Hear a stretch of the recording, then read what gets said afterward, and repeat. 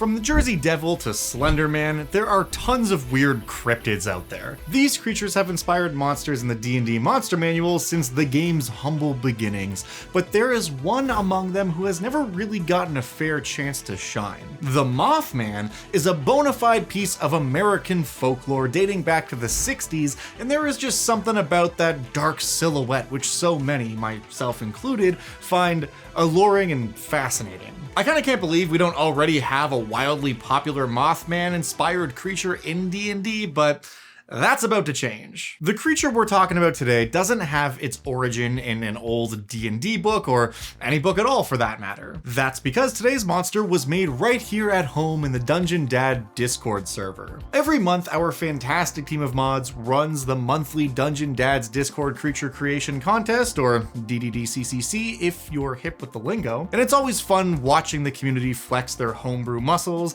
and it's also a way to just share cool monsters with each other, with all the entrants being voted on by people in the server. At the end of 2025, we decided to do something special and host what was ostensibly a tournament of champions. All the previous winners would compete, and whichever monster they came up with that came out on top with the most votes would be in today's video. So without further ado, allow me to introduce the victor from our tournament, the Weremoth.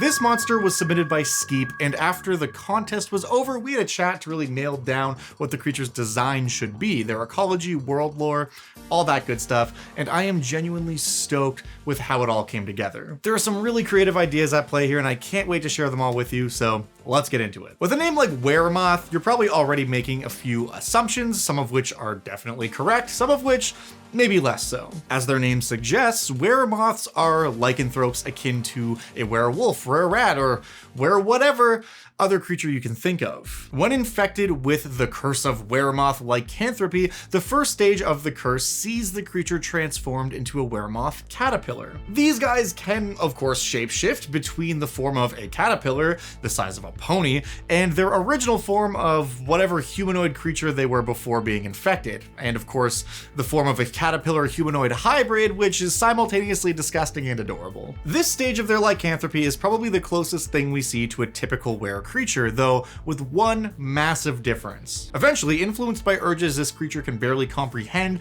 the caterpillar person will wrap themselves up in a silken cocoon with an exterior as hard as iron. In this cocoon, they will remain for 24 hours completely inert until eventually the cocoon begins to shift and crack. What emerges from the chrysalis is a fully formed weremoth imago, the final stage of their accursed transformation. The complete version of this creature is technically still a lycanthrope, but its curse behaves a little bit differently. For one, they lose their ability to shapeshift. This four-limbed humanoid moth creature is the only shape they can be going forward. They also drop the pretense of humanity, and their creature type becomes monstrosity. Any vestige of the creature's personality as they were before entering the cocoon seems to evaporate entirely, leaving behind only the savagery of this new body, which craves humanoid flesh. And this actually gets into a bit of interesting ecology here, and I think that this is probably true for most lycanthropes who willingly feed on mortals anyway. Since they specifically crave the flesh of humanoids, they are likely to hunt creatures who are capable of receiving the curse of lycanthropy.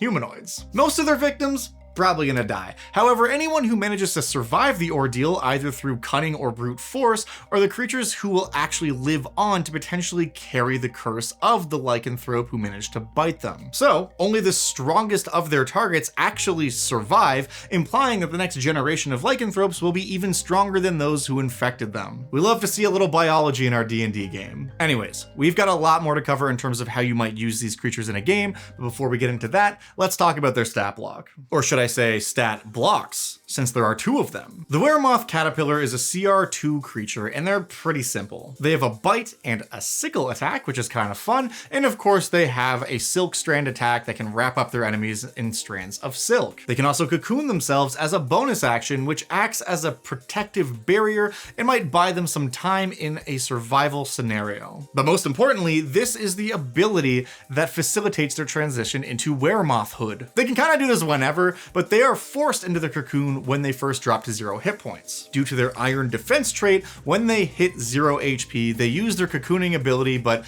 instead of the cocoon having an AC of 20, it has an AC of 30, and the DC to break it open skyrockets from 15 to 30 as well. It also gains immunity to all damage that isn't created by silvered weapons. This is meant to be the curse's last-ditch survival effort, where tons of magical energy is expended to keep the creature safe until the transformation is complete. And while this might take a full day, it's usually enough to deter whoever is trying to kill the caterpillar man. Waking up from their transformative slumber is none other than the Imago, a fully fledged and complete member of the Weremoth species. These guys may only be a CR of 3, but they have a ton of fun tricks and cool flavor for lycanthrope and moth enjoyers alike. Starting off with their compound eyes trait, this is a very fun mechanic that gives the Mothman something I can only really describe as advantaged disadvantage. Basically, whenever it has disadvantage on an attack roll, it can roll with disadvantage 2 times and then take the higher result. So it's still got disadvantage, but it just gets to try again. I have no idea how the math works out on that compared to a straight roll, disadvantage, or advantage, but if you do, please let me know in the comments because I'm so curious. They also have a trait called Light Attraction, which doubles their speed if they are moving towards a source of bright light, and if the source is a creature or something that creature is holding, maybe a torch or an object with the light spell cast on it, the Mothman has advantage on attacks against that creature. They've also got a fun little trait called Ultrasonic Generation, which, while flying, allows them to mess with other creatures who have blind sight. Basically, if you've got blind sight and you're within 60 feet of a weremoth in flight, you don't have blind sight. This is a cool ability, but what's crazy about it is that this is actually inspired by a thing moths do in real life. They can absorb a bunch of the frequencies bats use to navigate with their echolocation, making it way tougher for bats to find them, so there's your fun fact of the day. In terms of actual attacks, they have a bite and claw, and those attacks do exactly what you think they do. The claw claws people, and the bite bites them. The big thing with the bite, of course, is that this is how they pass on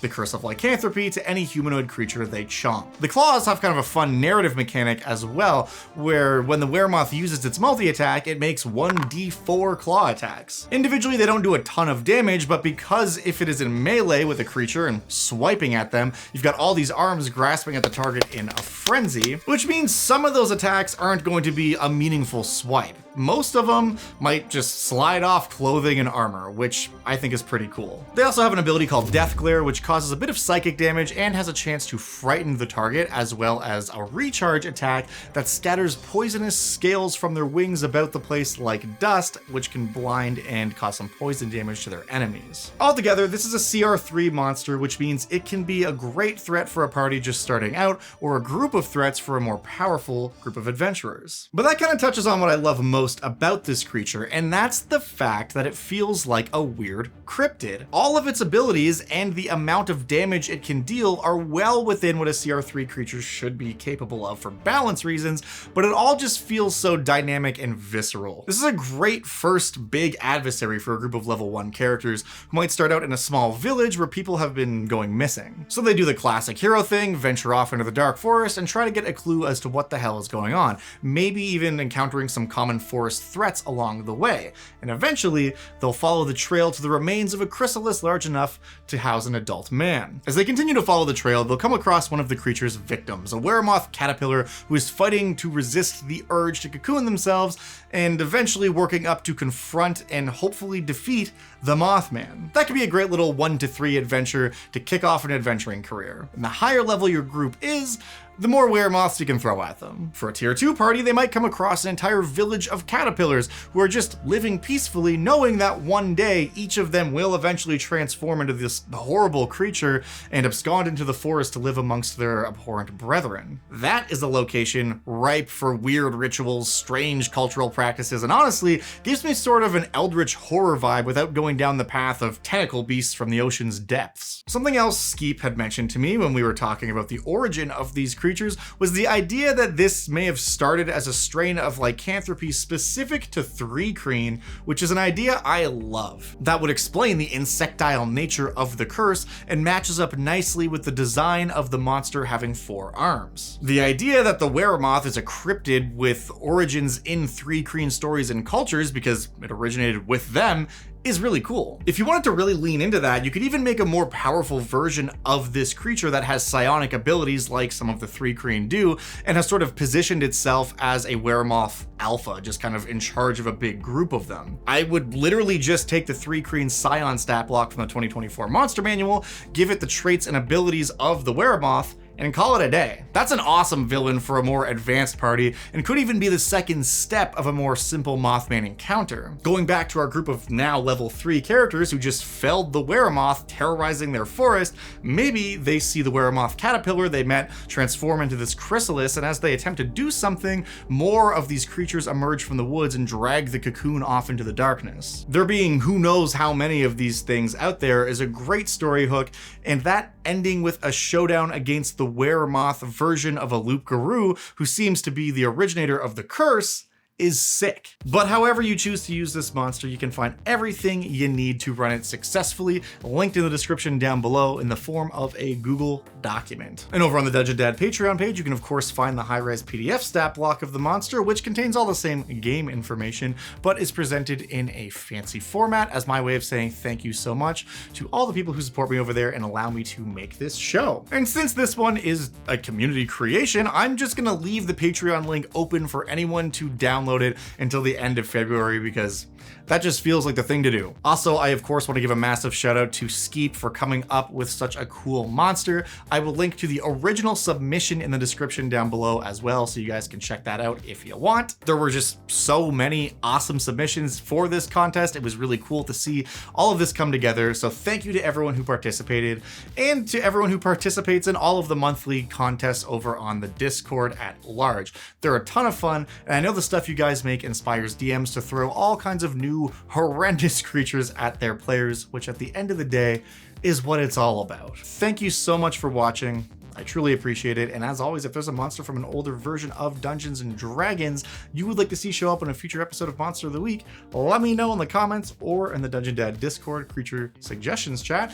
And who knows, you might just see it show up in a future episode of Monster of the Week. I hope you guys enjoyed this special episode, and I really look forward to hearing about your ideas for Weremoth cultures and how you might use them in a game. And for those of you who do actually get a chance to use them in a campaign, definitely let us know about it, because I would love to hear those stories. Anyways, that's all I got for today. See you in the next one. Till then.